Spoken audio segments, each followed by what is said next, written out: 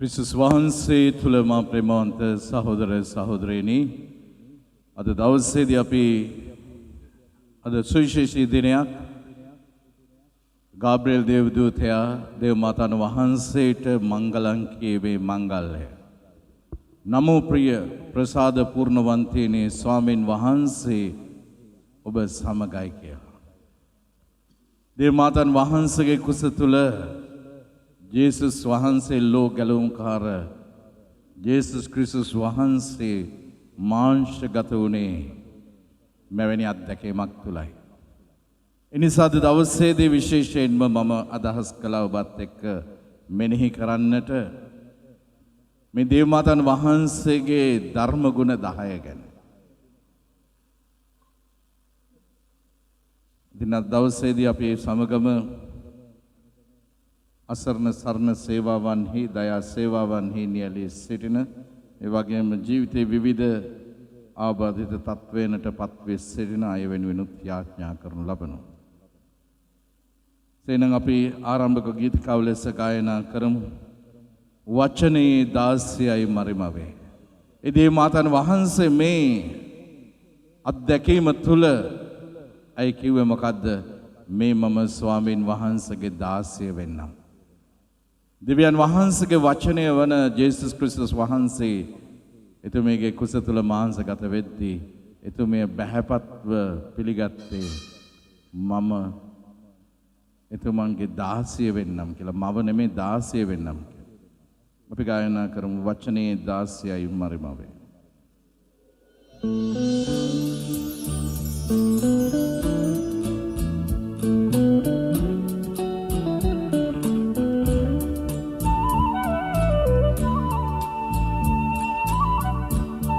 මම නම කෙසේදා ගීතිකාංක 89.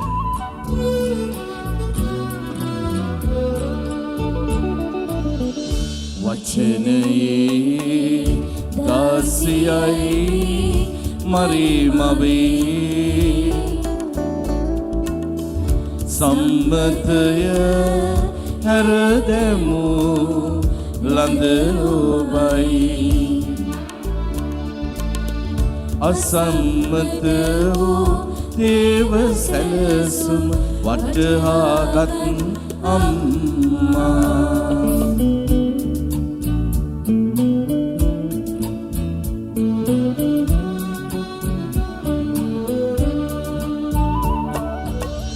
ධනයට බලයට දාසියක් නොවී හිස් වී සැමකින් දෙව් බවින් පිරී අලුත් මැවිල්ලක කැඩපත වූ විශ්වයේ මව අම්මා අම්මා අම්මා විශ්වයේ මව අම්මා වචනයේ 16යි මරිමවේ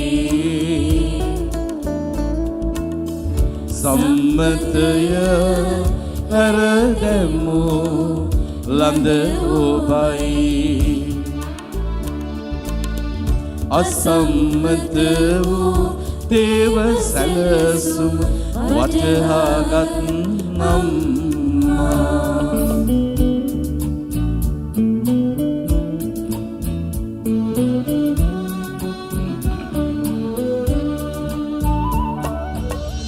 ජීවිත අයිතිය වත හැරදෙමුයේ දිර ඇදහිල්ලෙන් සුදතුම් මග සෙව්වේ ගැරහුම පැළදුම් පිළිගත්තේ ඇදහිල්ලේ අම්මා අම්මා අම්මා ඇදහිල්ලේ අම්මා වචනයේ 16යි මරිමවේ සම්මතය හැරදෙමු ලඳ ඔබයි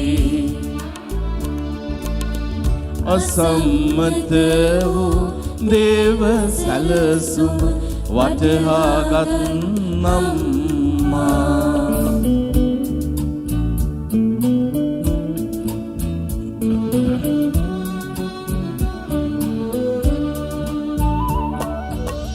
මරිමව් විලසින් සුගතුම් මග සොයමු දේව් කැමැත්තට සැමවිට හිස නමමු ඔබ කිය මග අප මගවන දවසේ අපිත් ඔබේ දරුවෝ අම්මා අම්මා ඔබයි අපේ අම්මා අම්මා අම්මා ඔබයි අපේ අම්මා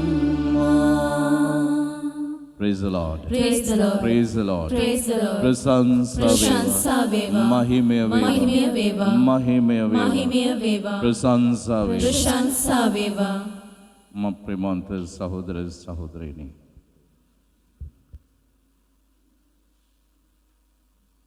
දෙවියන් වහන්සේ ශතවර්ෂ ගණනාවක් තිස්සේ උන්වහන්සේ බලාගෙන හිටියා.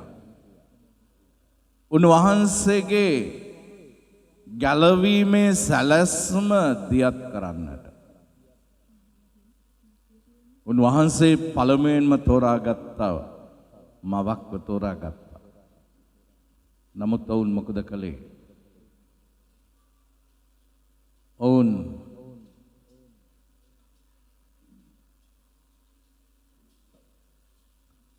අකීකරු වුණා. දේව හඬට පිටුපාලා ගියා. දේව කැමැත්තට පටහැනිව ක්‍රියා කළා. එනිසා මේ මුළු මහත් සංහතියට මිනිස් සංහතියටම මොකද්ද පැමිණියේ? පාපයයි. එසේනම් දෙවියන් වහන්සේ නැවත පොරොන්දුවක් දෙනවා මේ පාපයට වැටිච්ච මනුෂ්‍යව මම ගලවා ගන්නට ගැලවුම් කරුවෙක් එවනවා කියලා. ඒ ගැලවුම් කරුවාව මේ ලෝකෙට එවන්නට තෝරා ගත්තේ දේව මාතන් වහන්සේ. ජෝන්තුමාගේ සවාරංචියේ මුළු මහත් ක්‍රිස්තියානි ජනතාවටම මේ දේව අම්මා හරිම ලස්සන ඕදනක් දෙනවා 2:5. ජෝන්තුමාගේ සවාරංචියේ දෙවෙනි පරිච්ඡේදයේ 5 වෙනි වගන්තිය එදා කානා නුවරදී ජීවිතයේ සස්ත්‍රික කරගන්නට ජීවිතයේ සතුටින් ගෙවන්නට ජීවිතයේ සතුට නිරන්තරයෙන් රඳවා තබා ගන්නට මාර්ගයක් කියලා දෙනවා.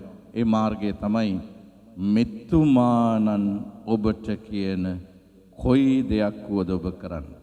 හැමෝම කියන්නේ ශබ්ද නගා මෙතුමානන් ඔබට කියන කොයි දෙයක් වුවද ඔබ කරන්න. Praise the Lord ප්‍රශංසා වේවා මහිමය වේවා. අපි ගායනා කරමු ප්‍රේමන්ත සහෝදර සහෝදරිනි. මෙතුමානන් ඔබට කියන කොයි දෙයක් වුවද ඔබ කරන්න.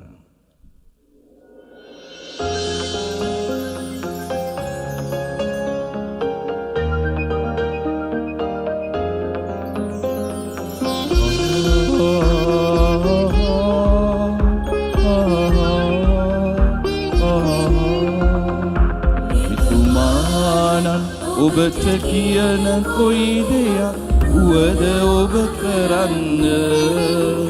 මෙතුමානන් ඔබට කියන කොයි දෙයක් වුවද ඔබ කරන්න.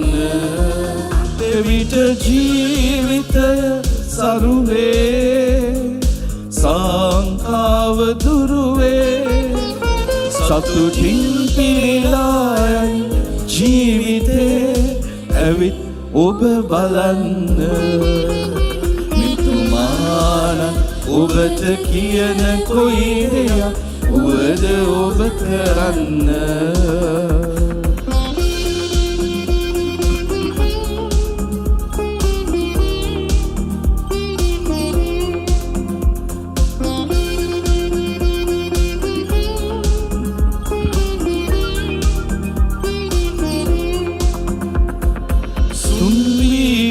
සැම ප්‍රාර්ථනා යලි පන ගැන්වේ සික්විනා යේසු කියන දේ කරන දනා නැත වරදින්නේ කිසිදිනා මිතුමානන් ඔබට කියන කොයි දෙයක් වුවද ඔබ කරන්න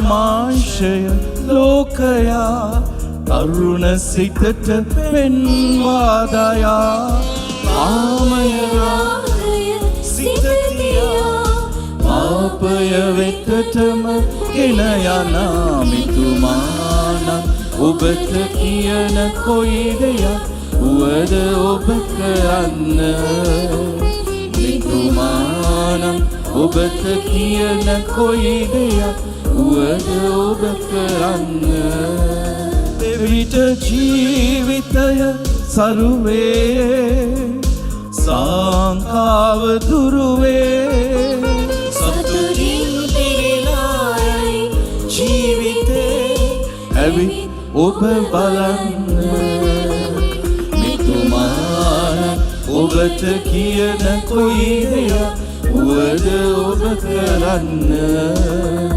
මිතුමාන ඔබට කියන කොයි දෙයක් වුවද ඔබ කරන්න Praise the Lord. Praise the Lord. Praise the Lord. Praise the Lord. Prasansa Prasansa Mahimaya veva. Mahimaya veva. Mahimaya veva. Mahimaya veva. ස්වාමීන් වහන්සේ ඔබ සමග වන සේක්වා. ඔබ සමග වන සේක්වා. सुविशेषक शुद्धवर लूक तुमन विसिन लिया तिबिन देव वाक्य नाम में से स्वामिनी वහන්සේට මහිමය වේවා. ජේසුස් වහන්සේගේ උපත දැනුම් දීම. සවැනි මස ගාබ්‍රියෙල් නම් දේවදූතයා දෙවියන් වහන්සේ විසින් ගලිලේ නාසරෙත් නම් නුවර විසු දාවිද් රජ පරපුරෙන් පැවතෙන ජෝසප් නම් මිනිසෙකු හට විවාහ ගිවිසුම් දී සිටි කන්‍යාවක වෙත යවන ලදී. ඒ කන්‍යාවගේ නම මරියාය. දේවදූතයා සිටි තැනට පැමිණ විපුල ප්‍රසාදලත් උත්තමිය ඔබට මංගල වේ. සමිදානන් වහන්සේ ඔබ සමගයි කීය. එහෙත් ඒ වදන් අසා අතිශයින් කැළඹි. මේ කෙබඳු ආචාර්යයක්දැයි සිත සිතා සිටියාය. දේවදූතයාට කතා කොට මරියාවනෙන් බියනවන්න. ඔබ දෙවියන් වහන්සේගෙන් වරප්‍රසාද ලද්දෙහිය. මේ බලන්න ඔබ පිළිසඳගෙන පුතුකු ලබන්නේහිය. උන්වහන්සේට ජේසුස් යන නාමය තබන්න. ක්‍රිස්තුස් වහන්සේගේ ගැලවීම දායක සුභාරංචිනම් මෙසේය. ක්‍රිස්තුනි ඔබ වහන්සේට ප්‍රශංසා වේවා.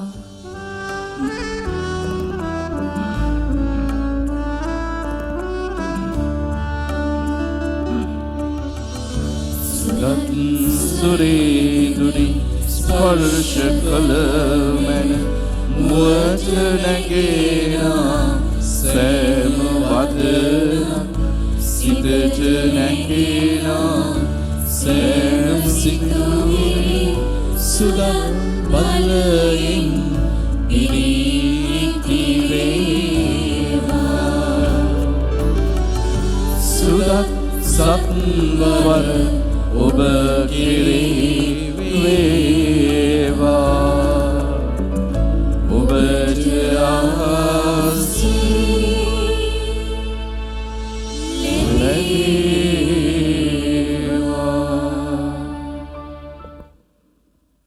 ප්‍රේමවන්ත සහෝදර සහෝදරයනි දේව මාතන් වහන්සේගේ ජීවිතේ මේ ධර්ම ගුණ 10 පෙළගස්වනකොට පළමුවෙනිම ධර්ම ගුණය හැටියට ඉදිරිපත් කර තිබෙන්නේ ardent charity කියලා කියන්නේ ඊතා ලැබි අසරණ සරණය. Letting her love for God be the driving force behind every decision. දැන් බලන්න අසරණයින්ට සරණ වන අපි කියනවා සදා සරණේ දේව මාතන් වහන්සේ හැටියට.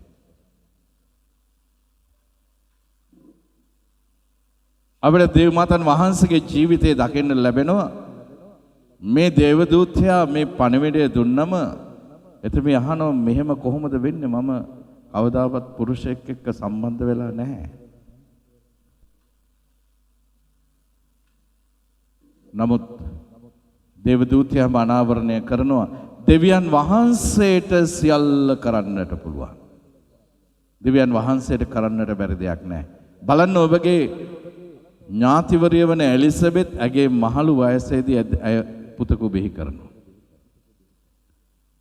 දේව මාතන් වහන්සේ යනවා මේ මහලුව සිටි එලිසබෙත් තුමියට අප උපස්ථාන කරන්න. මේ ගිහිල්ලා ඉන්නට නෙමෙයි. එතුමිය ගිහිල්ලා හරියටම මාස 3ක් එලිසබෙත් තුමියත් සමග ගත කරලා තමයි පැමිණෙන්නේ. සමහරට මේ මාස 3 තුල එලිසබෙත් තුමියත් දේව මාතන් වහන්සේගේ ජීවිතය ගොඩක් ගොඩනගන්නට ඇති. මෙවැනි අත්දැකීමකට කොහොමද මුහුණ දෙන්නේ කියලා. තවත් අසරණ වෙච්ච මොහොතක් තමයි කානා නුවර සිදුවෙච්ච මේ අකරතැබ්බය. වයින් නැහැ. වයින් කියන්නේ සතුට. එය ඔවුන්ගේ ජීවිතවලින් ගිලිහිලා ගිහිල්ලා. නමුත් බලන්න මෙතනදී දේව මාතාන් වහන්සේ ඉදිරිපත් වෙනවා පුතේ මේ අයට වයින් නැහැ. යේසුස් වහන්සේ කියනවා ඔබත් මමත් මේ ගැන කරදර වෙන්නේ මොකටද? නැහැ. දේව මාතාන් වහන්සේ දේව අම්මා කරදර වෙනවා. දරුවන්ගේ කරදරයකදී අඩුපාඩුවකදී දේව අම්මා කරදර වෙනවා. She goes out of the way always to help and intercede for us before Jesus Christ. ඒ දේව අම්මා මොකද කිව්වේ? ලොකු විශ්වාසයක් තිබුණා මගේ පුතාට මොකක් හරි මෙතන කරන්න පුළුවන් කියලා. සේවකයන්ට කියනවා මෙතුමාණන් ඔබට කියන කොයි දෙයක්ද ඔබ ඒ දේ කරන්න. එසේනම් ජීවිතේ අසරණ වෙලා ඉන්න ඕනෑම කෙනෙකුට ජීවිතය සාර්ථක කරගන්නට දේව මාතාන් වහන්සේ දෙන අවවාදය තමයි ජේසු කියන දේ කරන්න. ජීවිතේ කවදාවත් වරදින්නේ නැහැ. ඕනෑම අසරණ වෙච්ච මොහොතකදී ජේසු කියන දේ කරන්න වරදින්නේ නැහැ. ඒ ලෙඩ දුකක් වෙන්නට පුළුවන්, ඒ ණයබරක් වෙන්නට පුළුවන්, ජීවිතේ කඩාවැටීමක් වෙන්නට පුළුවන්. ඒ හැම අවස්ථාවකදීම මේ දේව අම්මා දුන්නු ඔබදන හොඳට හිතේ තියාගන්න.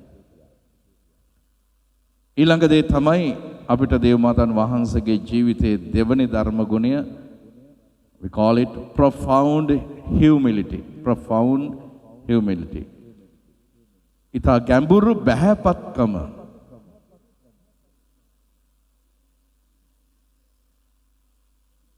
Knowing who she is before God.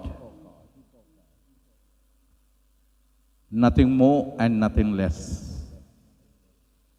දෙවියන් වහන්සේ ඉදිරියේ දේව මාතාන් වහන්සේ අවබෝධ කරගත්තා මම කවුද කියලා. ඒ බහැපත්කම දැන් දේව මාතාන් වහන්සේට දැනුම් දුන්නම විපුල ප්‍රසාදලත් උත්තමීය ස්වාමින් වහන්සේ ඔබ සමගයි. ඔබ පිළිසඳගෙන දරුවෙක් බිහි කරනවා. උන්වහන්සේට ජේසුස් යන නාමය තබන්න මේ සතවර්ෂ ගණනාවක ඉඳලා මිනිස්සු බලාපොරොත්තුෙන් හිටියා මේ මෙසියස් වහන්සේ කවද කොයි ආකාරයට පැමිණෙයිද කියලා. හුඟක් කාන්තාවෝ බලාපොරොත්තු වෙන්නට ඇති මගේ කුසින් උන්වහන්සේ බිහි වෙයි කියලා. මොනතරම් උතුම් දායාදයක්ද එය. මිනිස් ඇසින් බැලුවොතින් ආඩම්බරයට පත්වෙන්නට පුළුවන් කරුණක්ද. නමුත් දේව මාතාන් වහන්සේගේ මෙන්න බහැපත්කම එළිදරව් කරනවා. දේව මාතාන් වහන්සේ කියනවා මම ස්වාමීන් වහන්සේගේ මව නෙමෙයි මං ස්වාමීන් වහන්සේගේ දාසිය වෙන්නම්. එනිසා තමයි මේ අද අපි ආරම්භක ගීතිකාවේදී කිව්වේ වචනේ දාසියයි මරිමවේ කියලා. මේ මාංශගත වුණේ දෙවියන් වහන්සේගේ වචනයයි. ජෝන්තුමාගේ සවාරංචියේ පළවෙනිම පරිච්ඡේදයේ 1-7 දක්වා අපිට කියන්නේ ඒකයි. අනාදියේදී ධර්මයානෝ සිටිසේක ධර්මයානෝ දෙවියන් වහන්සේ සමග සිටිසේක ධර්මයානෝ දෙවියන් වහන්සේවම සිටිසේක සියල්ල මවන ලද්දේ උන්වහන්සේ විසින් උන්වහන්සේ නොමැතිව කිසිවක් නොමවන ලදී. මවන ලද සියල්ල උන්වහන්සේගේ ජීවයෙන්ම විය. ඒ ජීවයේ මිනිසයාගේ ආලෝකය විය. අන්ධකාරයේ ආලෝකය බබලයි. ආලෝකයේ අන්ධකාරයේ බබලයි. ඒ කිසි කලකට ග්‍රහණය කළේ නෑ මේ අන්ධකාරය. මෙන්න මේ වචනය තමයි ලෝගොස්. දේව මාතාන් වහන්සේගේ කුස තුල මාංශගත වුණේ. ඒ වචනයට තමයි වචනේ තෙමට තමයි මම දාසිය වෙන්නම් කියලා කිව්වේ. ඒ නිසා තමයි අපි තුන් කාල ආරාධනාව තුල මේ අපි සිහිපත් කරන්නේ මේ ජේසුස් වහන්සේගේ මාංශගත වීමයි. ඊළඟ තුන්වෙනි ලස්සන ධර්මගුණය තමයි මම ප්‍රේමාන්ත සහෝදර සහෝදරේනි දේව මාතාන් වහන්සේගේ universal mortification බොහොම ලස්සන සිංහල වචනයක් තියෙන මේකට විශ්වීය ආත්ම ක්ලමතය කියලා. විශ්වීය ආත්ම ක්ලමතය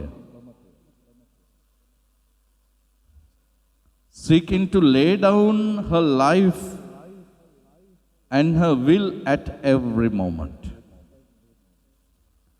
තමුන්ගේ ආත්ම අභිමානයක් කරා යන්නට නෙමෙයි.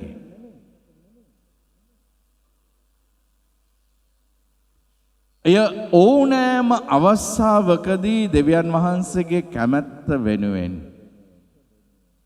බාර කරන්නට සූදානම් ස්වභාවයකට තමයි කියන්නේ විශ්වීය ආත්ම ක්ලමති කියලා. universal mortification. අපේ ජීවිත අරගත්තම අපේ ජීවිතවලදී අපි හුඟක් ගැටෙන්නේ ඔන්න ඔතන තමයි. ඒ කියන්නේ මගේ ඇතුලේ තියෙන මේ සහජ කෙනෙක් ඉන්නවා මගේ ඇතුලේ. මනෝවිද්‍යාවේ ඒකට කියනවා ඉඩ් කියලා. ඉඩ් ආංශය කියලා කියනවා. ඒකෙන් කියන්නේ මට ඕනේ දේ මම කැමති දේ මම ආශා දේ මම ප්‍රිය කරන දේ හැම විටම මේ මම කියන මේ මිනිස්යාව සම්පූර්ණයෙන්ම පෝෂණය කරගන්නට තියෙන ආශාව ලැබියාව තමයි ඒ දේ. නමුත් දෙවියන් වහන්සේ ඉදිරියේ දේව මාතාන් වහන්සේ ඒ තමාට තිබිච්ච මමත්වය සම්පූර්ණයෙන්ම නැති කරගත්තා. දැන් ජේසුස් වහන්සේ කියනවා ඔබ මාහා සමග ගෝලයක් වෙන්නට කැමති නම් තමකම නසාගෙන එන්නයි කියලා. සිය කුරුසිය දරාගෙන එන්නයි කියලා. නම් පළමුවෙන්ම ජේසුගේ ගෝලයක් උනේ දේව මාතාන් වහන්සේ මෙන්න මේ තමකම නසාගෙන කුරුසිය දරාගෙන. ඒ කුරුසිය තමයි තමුන්ගේ කුසට මේ දරුවා එනකොට කිසිම කෙනෙක් එක්ක සම්බන්ධ වෙලා හිටියේ නැහැ. ජුදා සම්ප්‍රදාය අනුව මා ප්‍රේමවන්ත සහෝදර සහෝදරිනි විවාහ ගිවිසගත්තට පස්සේ මුණ ගැහෙන්නට බෑ, දකින්නට බෑ, කතා කරන්නට බෑ. ඒ විවාහය වෙනකන් ඒ කාල පරිච්ඡේදය ඔවුන් හැඳින්වුවේ ආත්මිකව සූදානම් වීමේ කාල පරිච්ඡේදය. බලන්න දැන් අද තත්ත්වයේ මොනතරම් දුරට වෙනස් වෙලාද කියලා. සමහරට දෙන්නම එකම ගෙදර ඉඳලා යන්නේ. විවාහයට පෙර ඕනේ තරම් සම්බන්ධකම් ගොඩනගා ගන්න. හැබැයි කෙනෙක් දැන් මෙවැනි අත්දැකීමක් තුළ විවාහ ගෙවසගෙන හිටියේදී ගර්භණියක් බවට පත් වුණොත් ඇය අපිරිසිදු තැනැත්තියක් හැටියට සැලකුවේ. එහෙම අයව ගල් ගහලා මරලා දාන්න තමයි, ප්‍රසිද්ධියේ ගල් ගහලා මරලා දාන්න තමයි තීන්දුව උනේ.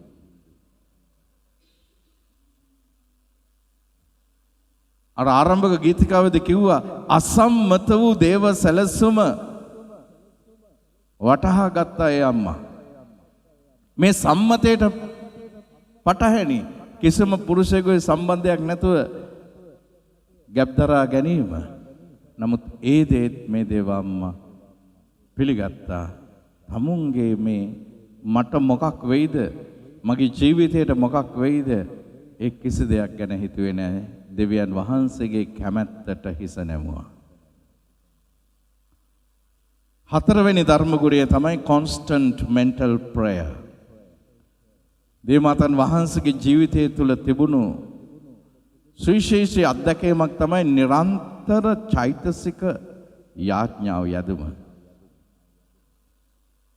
අවස්ථා දෙකකදීම සඳහන් වෙනවා ජේසුස් වහන්සේව දේව මාලිගාවේ නැති වෙච්ච අවස්ථාවේ. එතුමිය සියල්ල සිත්හි නිදන් කරගත්තයි කියලා.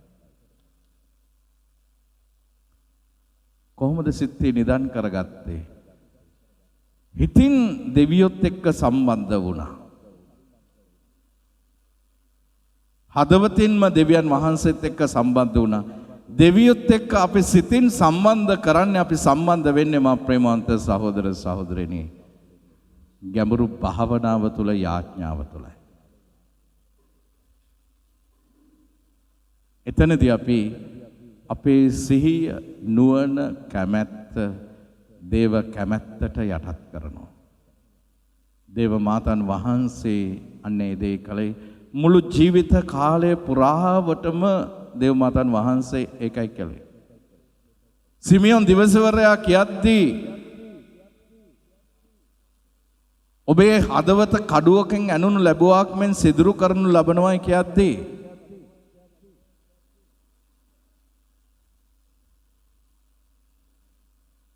ඒ සියල්ල සිත්හි නිදන් කරගත්තා.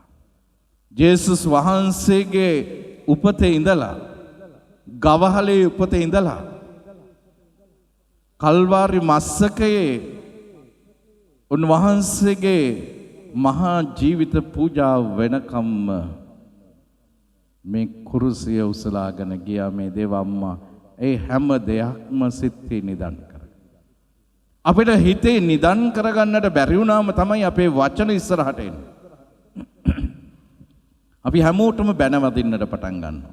සමහරට දෙවියන් ඉදිරියටත් ගිහිල්ලා සාප ඉල්ලනවා.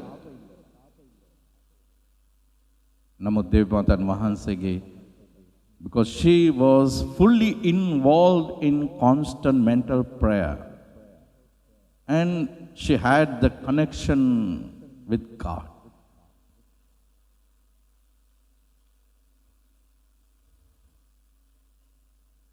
ඊළඟ පස්වෙනි ගුණාංගය තමයි blind obedience.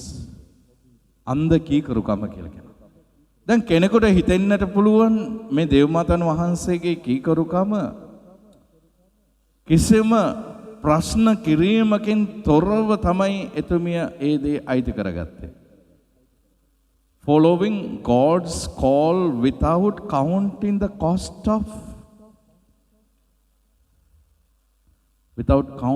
cost of life. මේ දෙවියන් වහන්සේගේ කැමැත්ත කොච්චර මිල අධිකද කියලා දැනුණත් තේරුණත් අයිකේ කරුවනේ.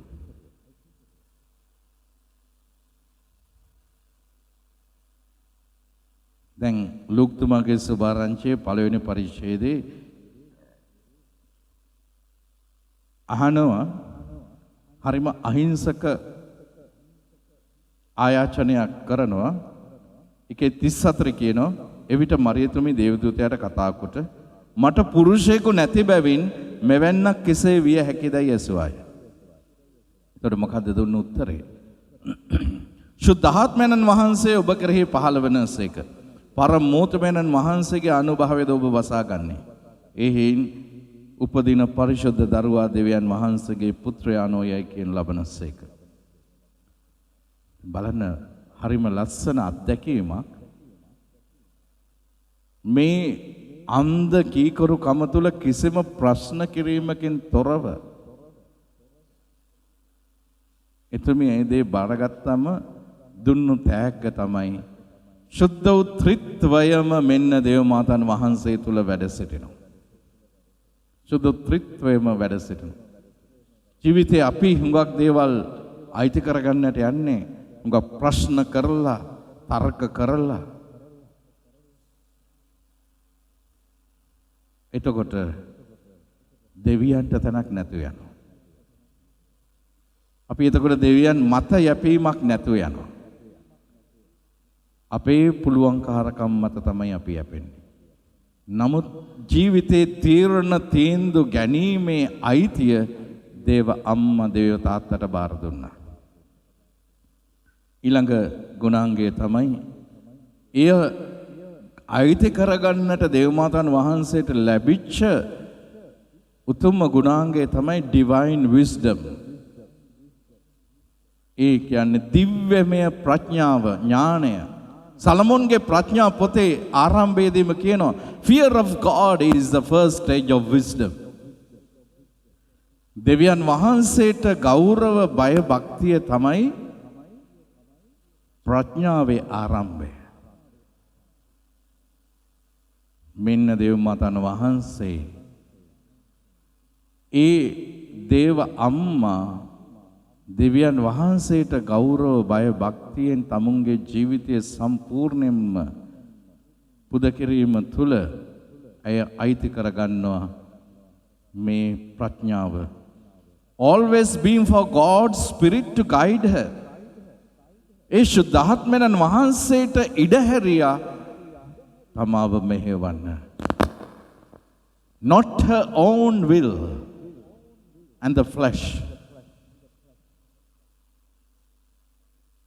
අපේ ජීවිත තුළ අපි තීරණ තීන්දුව ගන්න අවස්ථා කිහිපයක් තියෙනවා.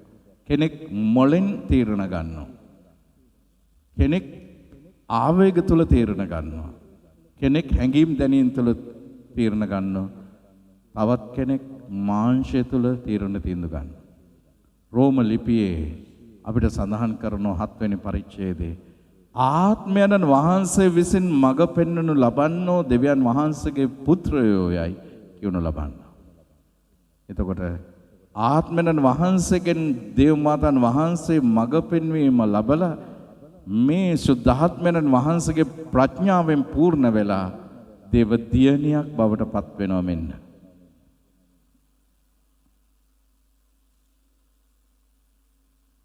ඊළඟ ගුණාංගය තමයි surpassing purity. අත්‍යුත්කෘෂ්ඨ නිර්මල බව. Having her heart immaculately clean and unstained by sin. මේ නිර්මලත්වය අපි කියනවා නිර්දෝෂ දේව මාතාන් වහන්සේ කියලා. අය ජම්මපාප දෝෂයෙන් සම්පූර්ණයෙන්ම නිදහස් වෙලා පිළිසිඳගත්තා. මේ ලෝකයට බිහි වුණා. ඒ විතරක් නෙමෙයි ජීවත් වුණා. කෙනෙකුගේ ජීවිතේ නිර්මලත්වයේ කෙලෙසෙන්නේ කියනවා ඉසිකෝ මාන්නය, ඊර්ෂ්‍යාව, ක්‍රෝධය, මාන්නය. මේවා ජීවිතයට ඇතුළත් වුණාම සිතවිලි, වචන, ක්‍රියා පවිත්‍ර වෙනවා. මුල් ලගුණ පව් 7ම අපේ ජීවිතය තුල මාංශගත වුණොත් අපේ ජීවිතය අපවිත්‍ර වෙනවා. ඒ නිර්මලත්වය කෙලෙසෙනවා. නමුත් දේව මාතාන් වහන්සේ බලන්න හැම විටම තමුගේ ජීවිතය තමුගේ චරිතය විතරක් නෙමෙයි සෑම සියලු දේ හිතට ආපු සිතුවිලි පවා නිර්මල බවට පත් කරගෙන තිබුණේ. එහෙනම් අද අපේ දුවලාට දුවරුන්ට තාරුණ්‍යයේ විවිධ අභියෝග හමුවේ ගමන් කරන හැම දුවකටම තියෙන ලොකුම ආදර්ශය තමයි දේව මාතාන් වහන්සේගේ නිර්මලත්වය. උඟක් දරුවන්ව මන් ළඟට අරගෙන එනවා වැඩි වියටපත් වෙලා ආශිර්වාද කරගන්නට. මම මේ හැම දුවෙක්වම කැප කරනවා මේ දේව මාතාන් වහන්සේගේ නිර්මලත්වයට. ඒ දේ ආරක්ෂා කරන දුවේ ඔබ ජීවත් වෙන්න. දැරියකගේ ජීවිතේ, තරුණියකගේ ජීවිතේ, කාන්තාවකගේ ජීවිතේ තියෙන හොඳම ආභරණය තමයි නිර්මලත්වය.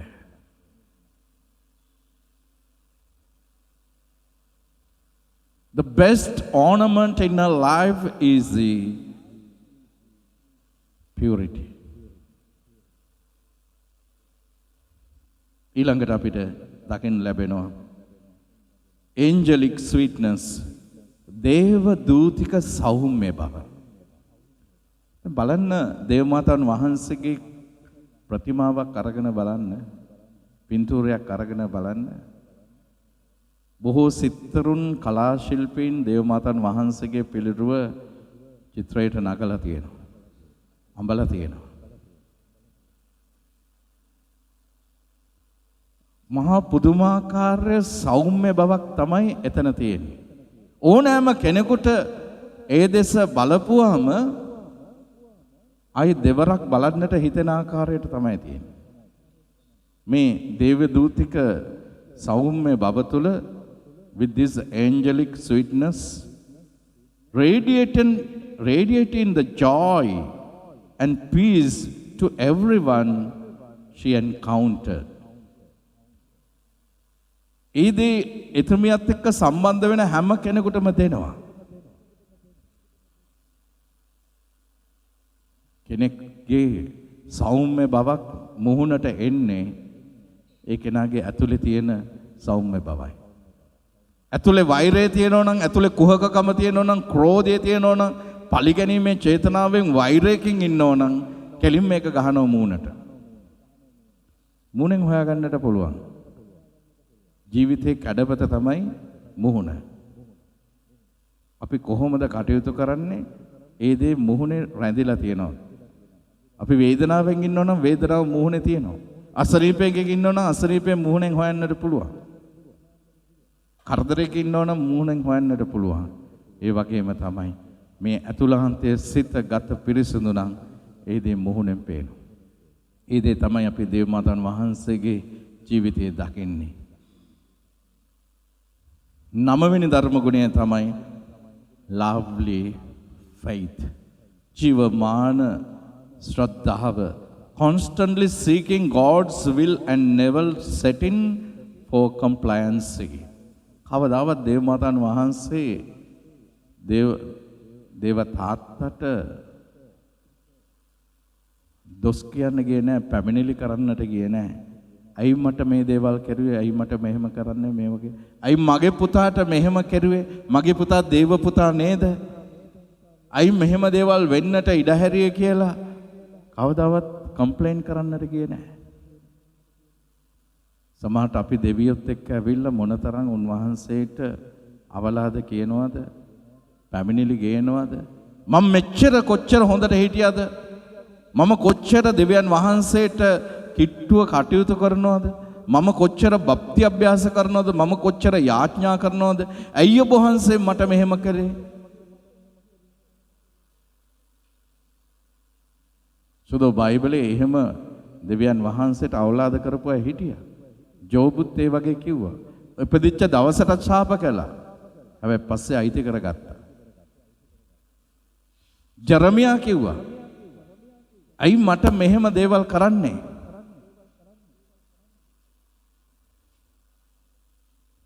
නමුත් දේව මාතාන් වහන්සේගේ ඒ ජීවමාන ශ්‍රද්ධාව තුළ ඒ සියල්ල සිතේ දරාගෙන ගියේ.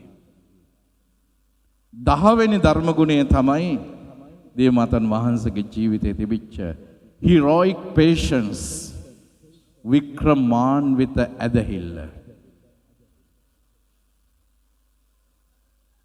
She was tested in her life many times. Always trusting God was one of the having more faith in his plans than her own. අපිට පේනවා මේ වික්‍රමාන්විත ඇදහිල්ල, the high point in her life, the heroic patience we can see at the foot of the cross. අපිට ඒක දකින්න ලැබෙන්නේ දේව අම්මගේ කුරුස පාමුල. මේ දේව අම්මා පුතත් එක්ක මේ ගමන ගියා. මමත් කුරුසිය ඉසුලුවා පුතුනේ. මමත් කුරුසිය ඉසුලුවා ඔබ වගේම. මේ ජේසුස් වහන්සේව කුසට ආපු දවසේ ඉඳලා ඒ කුරුසිය ඉසුලුවා. උන්වහන්සේ ඉස්සල්ලාම තමුන් ඇතිදැඩි වෙච්ච නුවරට ඇවිල්ලා දේව මාලිගාවේ නැති වෙද්දී ඒ කුරුසේ ඉස්සලුවා. ජනතාව විසින් ප්‍රතික්ෂේප කරලා එළවලා දාද්දී ඒ කුරුසේ ඉස්සලුවා. මහා කුරුසියක් දීලා මේ ගමන කල්වාරි මස් එකේට වද දිදී යද්දී පස්සෙන්ම මේ අම්මා ගියා ඒ කුරුසේ උසුලාගෙන. ඇයි දේව මාතාන් වහන්සේ දැනගෙන හිටියා මගේ පුතාට මං ශක්තියක් වෙන්නට ඕනේ, මේ ගමන මං නවත්තන්නට බෑ. මම ප්‍රේමවන්ත සහෝදර සහෝදරියනි, මම වර්බුම් අපගේ රූපවාහිනී නාලිකාවේ මේ දේව මාතාන් වහන්සේගේ ධර්ම ගුණ 10 ගැන වැඩසටහනක් කළා. එතකොට කිසියම් සභාවක පාස්ටර් කෙනෙක් වර්බුම් නාලිකාවට කතා කරලා මගේ නම්බරේ ඉල්ලගෙන තිබුණා.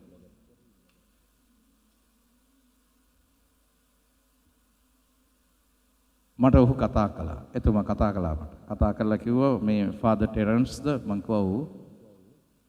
මම මේ සභාවේ පාස්ටර් කෙනෙක්. මට ටිකක් ඔබ වහන්සේත් එක්ක කතා කරන්න පුළුවන්ද? මං කිව්වා කතා කරන්න. ඔහු කියනවා මම සම්පූර්ණයෙන්ම ඔබ වහන්සේ වර්බුම් නාලිකාවේ දේව මාතාන් වහන්සේගේ ධර්ම ගුණ 10 බොහොම ලස්සනට පැහැදිලි කරලා දෙනවා. ඒකට ඇහුම්කන් දුන්නා. මම නැවත ඒක රිවයින්ඩ් කරලා බැලුවා. මම බැලුවා දැන් මේ තැනත්තා මොනවද කියන්න යන්නේ කියලා. ඔහු කියනවා ඇත්තටම මමත් කතෝලික සභාවේ හිටි කෙනෙක්. මම කවදාවත් මේ ආකාරයට දේව මාතාන් වහන්සේගේ ධර්ම ගුණ 10 ගැන ඉගෙනගෙන නැහැ. කවුරුත් දේශනා කරනවත් අහලා නැහැ. හැබැයි මම මේ දේ ගැන දැනගෙන හිටියානම් දේව මාතාන් වහන්සේට විරුද්ධව එකදු වචනයක්වත් මම කතා කරන්නේ නැහැ කියලා. ඔහු පිළිගත්තා අපේ බයිබලේ, අපේ සභාවේ තියෙන බයිබලේ මේ කොටස දකින්නට ලැබෙන්නේ නැහැ. ගාබ්‍රියෙල් දේවදූතයා දේව මාතාන් වහන්සේට මංගලම් කීම දකින්නට ලැබෙන්නේ නැහැ. ඒ වෙනුවට තියෙන්නේ මරියාවනි ඔබට සුබ දවසක්. good day to you Mary. එච්චරයි. මොන අපරාධයක්ද? අන්න එහෙව් අයට තමයි මම එදා ඔබට කිව්වා එලිදරව්ව පොතේ 21 වෙනි පරිච්ඡේදයේ 22 වෙනි පරිච්ඡේදයේ 18 සඳහන් කරනවා අන්න එහෙම ස්වාමින් වහන්සේගේ වචනය වෙනස් කරනවා නම් කවුරු හරි ඒ අයට සිදුවෙන දේත් මෙන්න අහගන්න. මේ පොතේ සඳහන් දිවැස්වැකි අසන සියල්ලන්ට මම මෙය සහතික ලෙස කියමි. යමෙක් ඒ වචනවලට යමක් එකතු කරන්නේද? යමෙක් ඒ වචනවලට යමක් එකතු කරන්නේ නම් දෙවියන් වහන්සේ මේ පොතේ ලියන ලද වසංගත ඔහුට එකතු කරනසේක. යමෙක් මේ පොතේ දිවස් වැකිවලින් යමක් අහක් කරන්නේ නම් මේ පොතේ සඳහන් ජීවන වෘක්ෂයේ ශුද්ධ නුවරේද පංගුකාරකමක් දෙවියන් වහන්සේ පංගුකාරකමින් දෙවියන් වහන්සේ ඔහු පහ කරනසේක.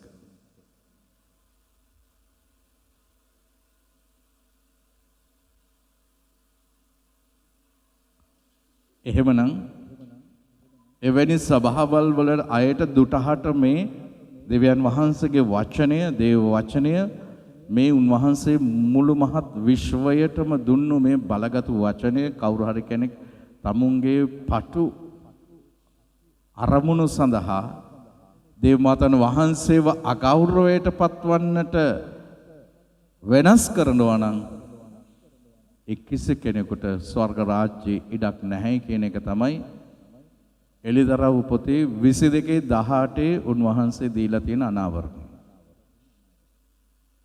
එසේනම් අප්‍රේමන්ත සහෝදර සහෝදරියනි අපිට මේ කතෝලික සභාවක් හැටියට අපිට බෑ දේව අම්මව අයින් කරන්න අපේ ජීවිතේ. අපි කිසි වෙනෙකුට බෑ දේව මාතන් වහන්සේව ප්‍රතික්ෂේප කරන්න. මොකද ජේසුස් වහන්සේ කුරුස ගසේදී දුන්නේ ජුවන්ගෝලයට විතරක් නෙමෙයි. පුත්‍රයා මෙන්න ඔබ මව.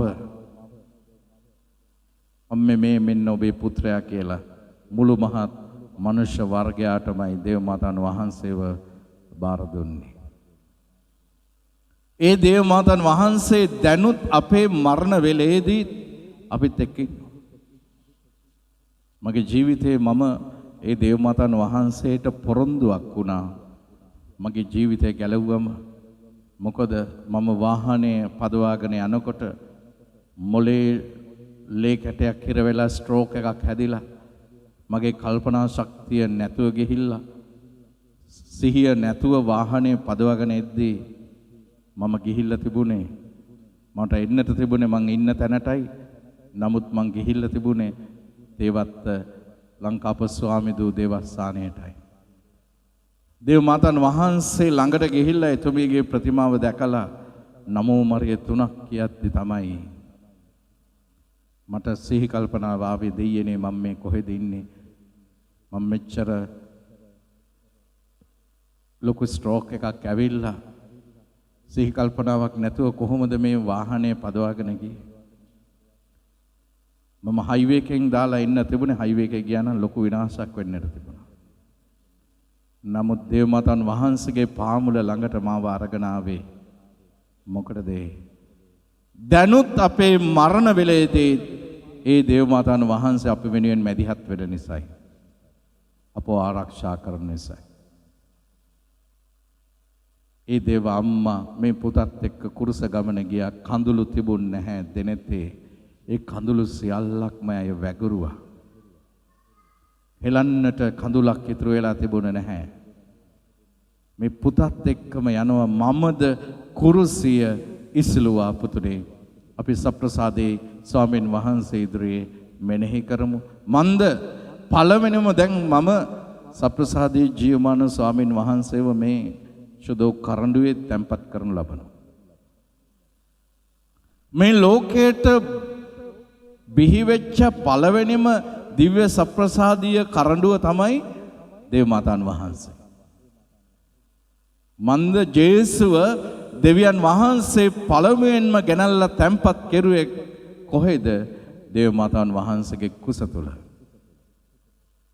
මාස 9ක් දේව මාතාන් වහන්සේ දරාගෙන හිටියා. එතකොට පළමුවෙන්ම ඇවිල්ලා নমස්කාර කළේ කවුද? ගාබ්‍රියෙල් දේවදූතයා. ඇවිල්ලා নমස්කාර කළේ දේව මාතාන් වහන්සේට. ඇවිල්ලා කිව්වේ මොකද්ද? Hail Mary, full of grace, the Lord is with thee. The Lord is with thee. නමෝ ප්‍රිය ප්‍රසාද පූර්ණවන්තයනි ස්වාමින් වහන්සේ ඔබ සමගයි. අපි දේව මාතාන් වහන්සේට ගරු කරන්නේ අන්න ඒ නිසායි. ජේසු ඊතරක් නෙමෙයි ශුද්ධත්වයම දේව මාතාන් වහන්සේ තුල වැඩ සිටින නිසායි අපි ගරු කරන්නේ. එසේනම් අපි සප්‍රසාදේ ජීවමාන ස්වාමින් වහන්සේ ඉදිරියේ අපේ নমස්කාරයේ ගෞරවය පුද කර සිටිමු.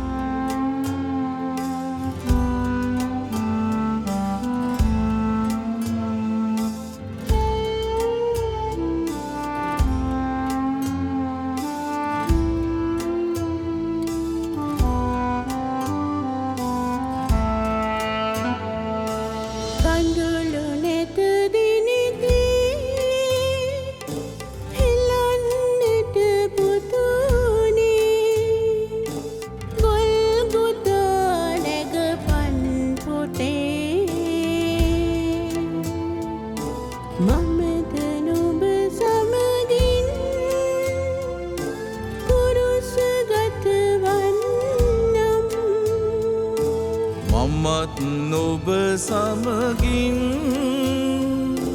පුරුසෙහි විදෙන්නම්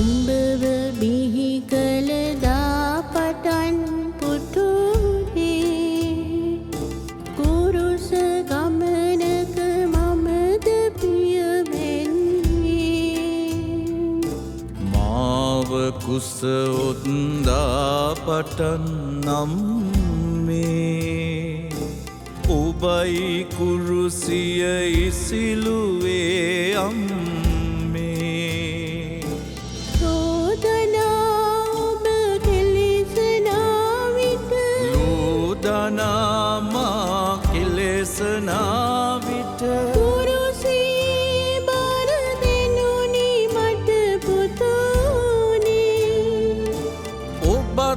කුරුසිය ඉසිලුවා අම්මේ ජීවිතේ විඳින්නට පුළුවන් හැම වේදනාවක්ම අම්මා කෙනෙක් වින්දනම් ඒ තමයි දේව මාතාන් වහන්සේ. ඒ නිසා හැම කෙනෙක්ගේම හැම අම්මා කෙනෙක්ගේම සිත් තුළ තියෙන වේදනාවල් අසරණකම් මේ අම්මට හොඳට තේරෙනවා දැනෙනවා.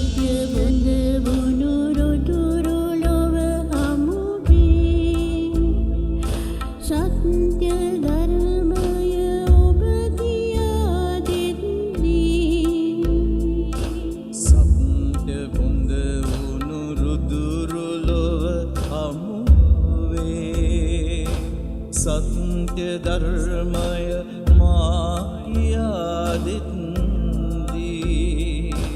ලොවම ඔබ විත එරෙහි වන විට ලොවම මාහට එරෙහි වන විට කුරුසියේ බර දෙනුනි මට පුතුනේ ඔබත් කුරුසිය ඉසිලුවා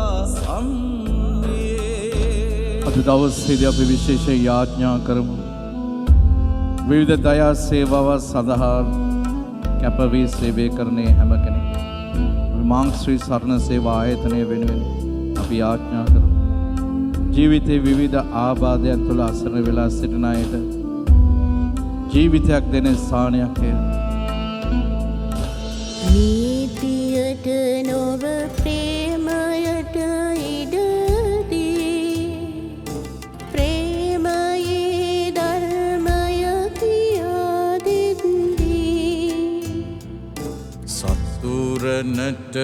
ඔබ ප්‍රේම කළ විටදී ගල් කනුවේ බැඳ මට පහර දෙත්දී වෛර කරමින් ඔබ පෙළන විට ප්‍රේම කරමින් සමාවෙත්දී මමද කුරුසිය ඉස්විලුවා පුතුනේ ඔබත් කුරුසිය ඉසිලුවා අම්මේ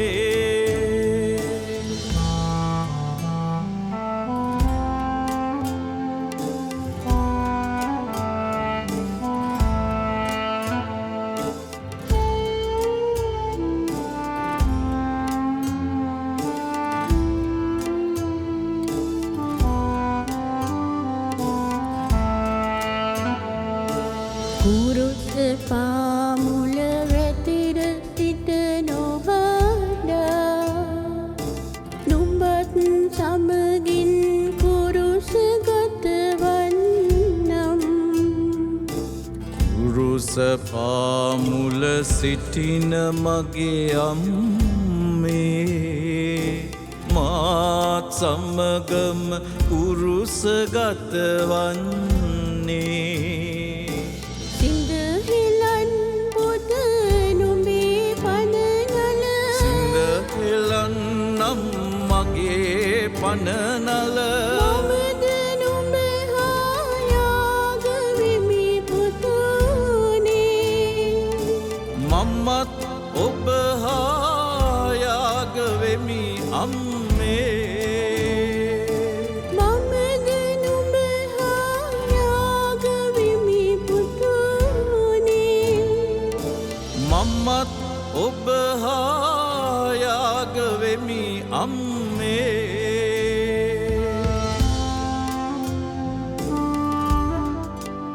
විභාර දෙමු මේ මොහොතේ. අද මේ සප්‍රසාදී ජීවමාන ස්වාමින් වහන්සේගෙන් ආශිර්වාදය ලබන්නට යන මේ මොහොතේ අපි හෙට දවස බාර කරමු. හෙට සුවිශේෂී දිනයක්. උන්වහන්සේ අපව වසාගෙන තියෙන අපිට වින කරන අපේ අනාගතයට අපේ දීපල ඉඩකඩම් වලට වින කරන ඒ සියලු නපුරේ බන්ධනයන්ගෙන් බලවේග වලින් අපව නිදහස් කරන්නට යන දිනය. සෙත් FM ගුවන් විදුලි ඔස්සේ අපත් එක්ක සම්බන්ධ වෙන හුඟක් අය විවිධ ආබාධ වලට ගොදුරු වෙච්ච අය විශේෂ අවශ්‍යතා ඇති අය පවුල් වල ඉන්නවා. ඒ පවුල් වල දෙමව්පියෝ දන්නව මොනතරම් දුක් අන්දරාවක් විඳින්නට ඕනේද එහෙම කෙනෙක් පවුලේ ඉද්දි කියලා.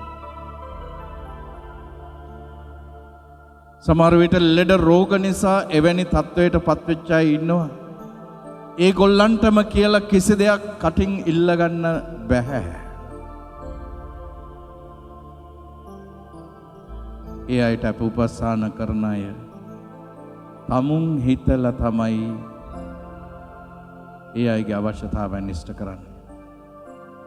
විවිධ රෝග නිසා ඩිමෙන්සියා රෝගී තත්වයෙන් පසු වෙන තාත්තා කෙනෙක් එවැනිම තත්වයක සිටිනවා. අපි ආඥා කරමු. ඒ අයව ආදරෙන් රැකබලා ගන්නා වූ අයට ශක්තිය දෙන්නට කියලා. සමහර විට සමහර පවුල් වල එවැනි අයව මහ වදයක් ලෙස කරදරයක් ලෙස හිතන්නට පුළුවන්. දෙවියන් වහන්සේ ඔබව ශුද්ධවන්ත භාවයට ගෙනියන්නට ඔබට දුන්නු වරප්‍රසාදයේ මොහොතක් ලෙස සලකලා ඒ අයව ආදරෙන් රැකබලා ගන්න. ඒ බලා ගන්නා අයට ශක්තිය දෙන්නට කියලා අපි ආඥා කරමු. උන්වහන්සේට බාර දෙමු. සියල්ල කළ හැකි ස්වාමින් වහන්සේට බාර කරමු. උන්වහන්සේට සියල්ල කළ හැකි. ඒ වගේම අද දවසේදී විදේශ රටවල ගාහක් අය යාඥා ඉල්ලා සිටින. වීසා බලපත්‍ර නොමැති අය කනේ ආබාධයක් නිසා කනෙන් ලේ ගලන අම්මා කෙනෙක් යාඥා පිහිටිලා සිටිනවා. රැකී රක්ෂාවල් අහිමි වෙච්ච අය පවුලක්ම COVID-19 කොරෝනා වසංගතයට ගොදුරු වන අවදානමක සිටින බව අද ඒ අය අඬා යාඥා පිට ඉල්ලනවා. අපි සප්‍රසාදී ජීවමාන ස්වාමීන් වහන්සේට බාර කරමු මේ මොහොතේ. අද දවසේදී ඔබ සප්‍රසාදී ජීවමාන ස්වාමීන් වහන්සේ වෙතටගෙන ආයදීම උන්වහන්සේට බාර දෙන්න. සියල්ල කළ හැකි ස්වාමීන් වහන්සේට බාර දීලා ප්‍රාතිහාර්යයක් ඉල්ලලා අපි උන්වහන්සේගේ පාමුල අපි ජේසුනි ඔබ වහන්සේට සියල්ල කරන්නට පුළුවන්. ඒ දේව මාතාන් වහන්සේගේ ජීවිතය තුළ තිබුණු ඒ ලස්සන ධර්ම ගුණ වලින් එකක් හරි අපේ ජීවිතය තුළ ප්‍රගුණ කරගන්නට. ඒ දේව අම්මට නිර්දය ලෙස අගෞරව කරන කවුරු හරි ඉන්නවනම් අර පාස්ටර්ගේ සිත වෙනස් වුණා වගේ දේව අම්මේ ආදරෙන් ඒ අයගේ සිත් සතන් වෙනස් කර දෙන්න. ශුද්ධ ජපමාලය තුළ අප පවුල් එකට යදින එකට වැසෙන පවුල් බවට පත් කර දෙන්න. අද යාඥාවේ ජීවිතය අපේ පවුල් වලින් ඈත් වෙලා තියෙනවා නම් දේව අම්මේ දරුවෝ දෙමව්පියෝ ටික එකතු කරලා අධ්‍යාත්මිකව ඔවුන්ගේ ජීවිත ගොඩනගලා දෙන්න.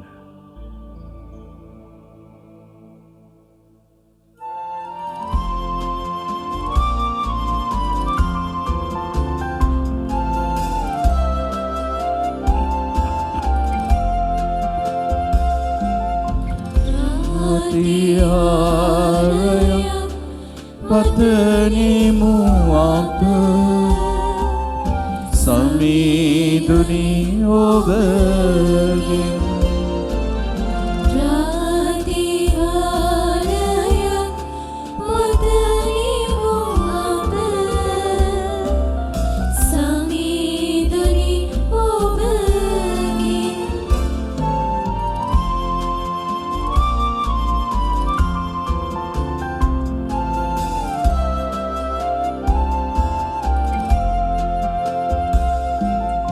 ගත සිත ලෙඩ කරනා රෝදුක් බියදුරලා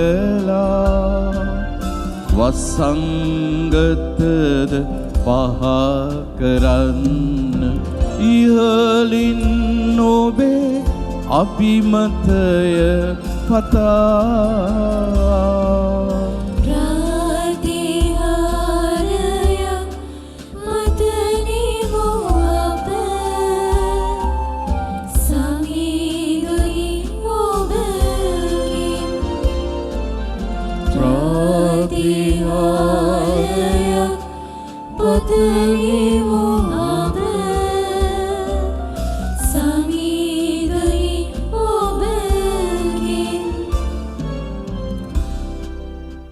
උන්වහන්සේ ස්වර්ගෙන් පූපය වුණට දෙවවදාලසේක. සෑම ප්‍රභාවයක් මේ අඩංගු වී ඇත්තේය. යාඥා කරම්හ. ත්‍රියක මහෝත්තම දෙවි පියාණනි, ඔබ වහන්සේ දිවා කාලයේ වලාකුළක් මෙන්ද රාත්‍රී කාලයේදී ගිනි ටැඹක් මෙන්ද වැඩ සිටමින් ඔබ වහන්සේගේ ජනතාව සෑම විපතකින්මද සෑම ව්‍යසනයකින්මද වසංගත හා ලෙඩ රෝගවලින් රැකගත්තාසේ අපවද රැකදුන මැනව.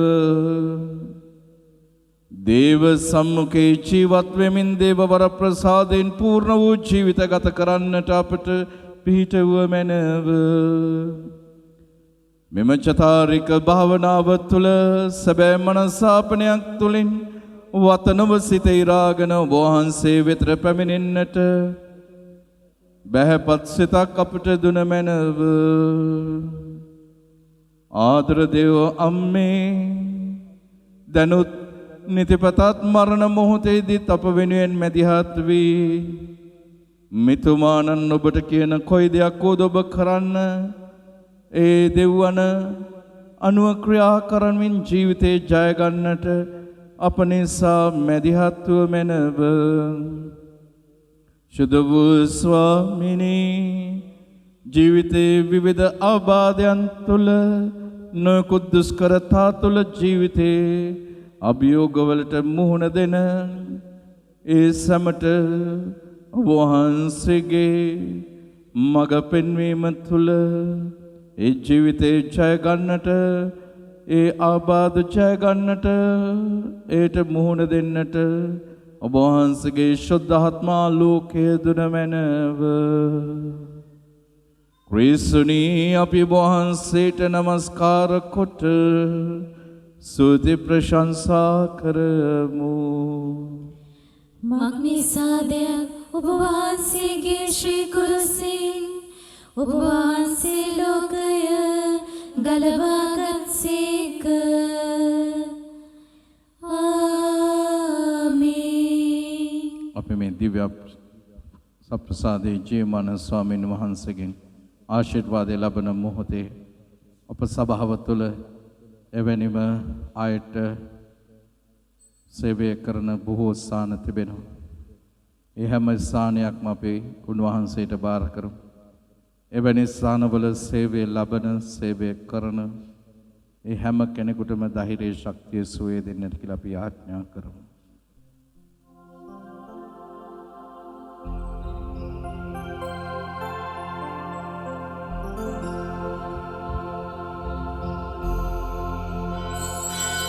सर्वदया बरवू जेसुनी